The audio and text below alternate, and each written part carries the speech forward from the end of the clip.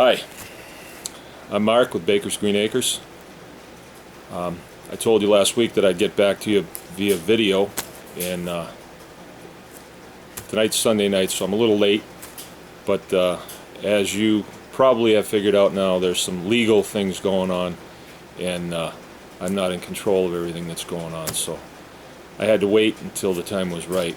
I want to digress for just a second here and explain something to you. At Baker's Green Acres, we are a family-owned and operated farm. We're a diversified outfit. We do livestock, beef, pork, chicken, we do produce, and we do educational things. One of the educational things that we do, it's a program called Anyone Can Farm. If you check my website, bakersgreenacres.com, you'll see videos there where we explain how to do things, and they're totally free of charge. We just want to share what we know with people. Why do I do this? Let me tell you how I define farming. Farming is any time that a person makes carbohydrates, grows them, or proteins. So if you're growing some tomatoes on your patio, you're farming, and it's your right to do it.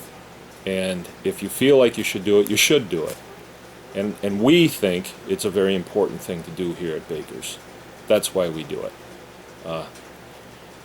I could have done a lot of things when I retired from the Air Force, but this is what I wanted to do. And I had a lot of good reasons for wanting to do it. And now I am doing what I think I should do.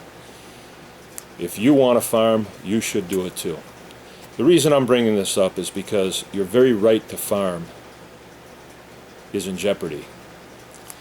Here's what's going on. Michigan Department of Natural Resources, our good friends in the new pickup trucks, have decided to issue a declatory ruling concerning an invasive species order. And they have said that come April 1st, any pig that displays certain characteristics is feral. And therefore, April 1st, any pigs with those characteristics has to be destroyed. On our farm, like I said, we do beef, pork, chicken. The pigs that we raise are Mangalitsa. We have purebred Mangalitsa, and we also have a hybrid Mangalitsa. Both purebred and the hybrid display characteristics that the DNR has said are feral. So come April 1st, I am required by law to destroy these animals, and I will not be compensated for them. We're a family farm. We have quite a few years, 4 years invested in this project, a lot of money invested in it. We've built a lot of infrastructure just around these pigs. These pigs require a certain discipline, and that requires certain infrastructure, and we've been working on that pretty hard. We've also developed a pretty good customer base that wants these pigs, and come April 1st we're not going to be doing it anymore, so they're going to really put a hurt on us financially. Now we can either take it or we can fight it. I haven't run from a fight yet. Maybe I should have a couple of times, but I'm not running from this one either. We are going to sue the DNR right here in Missaukee County. That's the county I live in. I am working with Michigan Animal Farmers Association. It's an outfit that includes farmers from all levels. Most of them are swine people, pig people, but there are some that are deer people. If the DNR gets away with this and they can declare one of my farm animals as an invasive species, what is going to hold them back from declaring somebody who likes to raise buffalo an invasive species, or somebody who likes to raise a certain type of chicken out on the field an invasive species? So this cannot stand and should not stand, and if we have anything to do about it, it will not stand. Michigan DNR is working heavily with the Michigan Pork Producers Association. And I will ask this question so you don't have to, but is who will benefit from this declaratory ruling? I believe it's pronounced cui bono. Who benefits? You find out who benefits and you can figure out what's going on. Now there's a lot of us that are growing pigs out on pastures and coming up with a pretty decent product, and I think we're cutting into their action. They want all pigs that are raised outside to be, they want that discipline of raising pigs to be eradicated. They want all pigs to be raised in confinement. CAFO is what it's called, concentrated animal feeding. CAFO, concentrated animal feeding operation. CAFO, all right. But what they are is they're huge hog houses, and they cram pigs in there, and all the pigs can do is eat, get a drink, and sleep. They don't get to push the dirt around. They're on slatted floors that are made out of heavy-duty plastic. Their manure goes through. They wash the floors down constantly, so the pigs are always kind of wet. And pigs that are in that environment, they have to cut their tails off because they get so frustrated they start cannibalizing each other.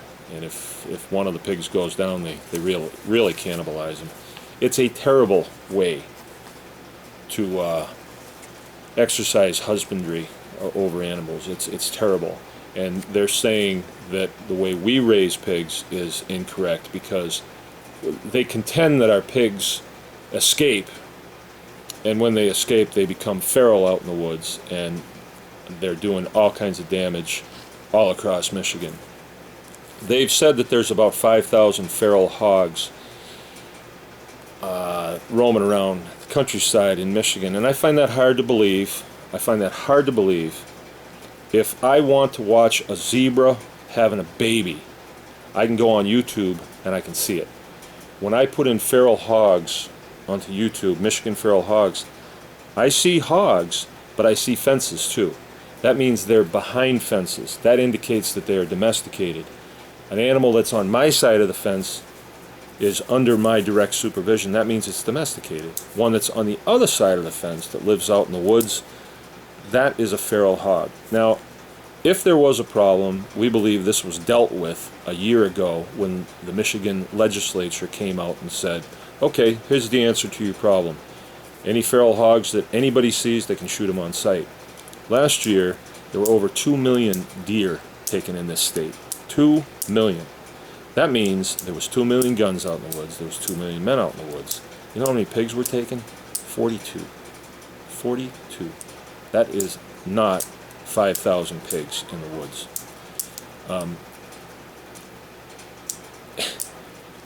And they've only given it a year, the shoot on sight. They've only given that a year. Give it 5 years. Even if there were 5,000 pigs out there in the woods, they would be eradicated. You would have people coming from other states just to come here and drink our beer and shoot our pigs. You know, that's what you'd have. Maybe we should let some go. Anyway, the whole thing is ridiculous, and we are going to court to fight this. We're not just fighting this for Baker's Green Acres. We're not just fighting this for our pig. We're fighting this for the right to continue farming the way we see fit. Family farms, the local food movement is very important to us.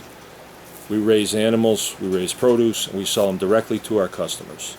Now, if you are a customer, or if you are a restaurant, someone who benefits from the work that local farms do, you have a scrap on your hands too. This isn't just about swine.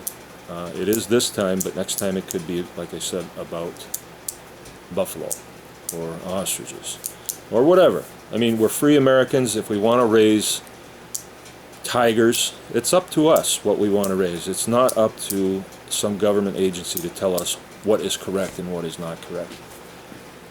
So okay, we're going into this fight.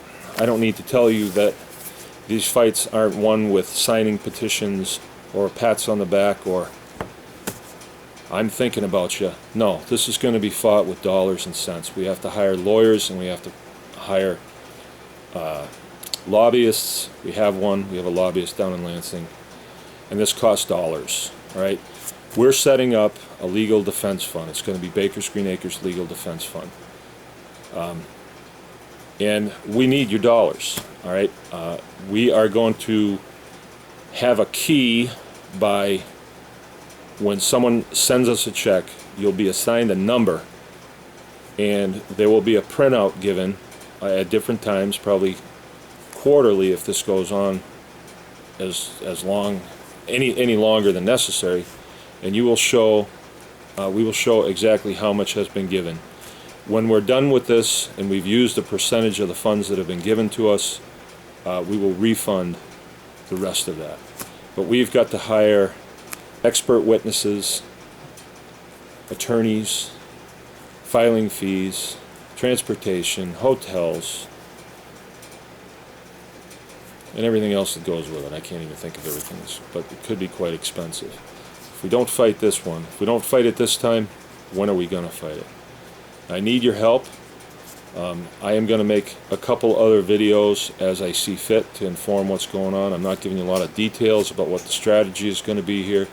I have received many phone calls and emails from friends, friends of friends, and even from people that don't even know me but know about what's going on, wanting to help. Well, this is how you can help. We need dollars. We need dollars. American dollars. All right, we're going to put our address on the, I don't know, Jill put it someplace on there we'll be able to see it. She'll post this. And I'm going to ask you to really act on this. I really need your help. Thanks, and remember, anyone can farm. Good night.